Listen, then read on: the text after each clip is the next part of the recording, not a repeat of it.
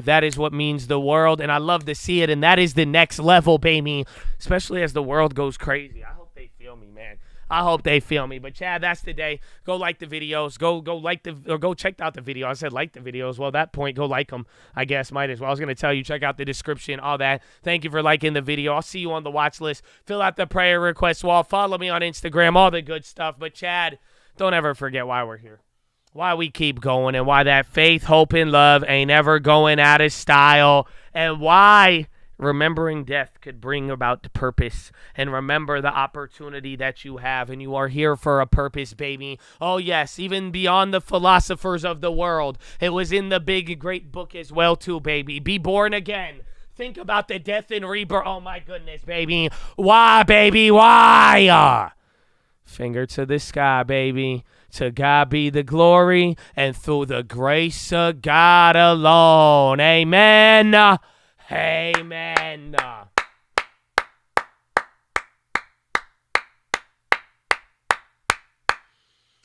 Chad. It's time, baby. I love you. God bless you. Have a wonderful evening. I gotta go. I know, I gotta go. We on a schedule, baby. On the schedule. But I hope you, and today flew by. I can't even believe the day's already over. But I love you. Thank you again. I hope you enjoyed the PHILO too. But that's everything. And peace out. Yeah, what about me? I tell you, I'm tired. I got a cold. I gotta go to the situation room, you know? Yeah, I gotta take care of it. I had too much fucking Benefiber. What's it called? Fiberglass. No, what's your Metamucil? Fuck. Anyways, I'll leave. I'll see you guys later tonight. You have a good day. Peace out. I'm leaving. See you tomorrow. Exactly. What is the situation room? Nobody has any idea. Yes, there's a situation room in the White House. Yes or no? Exactly, there is. But has Biden in the past referred to the situation room as taking a number 2? Exactly. I reclaim. I have no idea. Yeah, I didn't know. The White House bathroom does not have Wi-Fi either. It's a secured connection. Exactly. Thank you. I yield back. I reclaim it. Have a wonderful evening. Goodbye.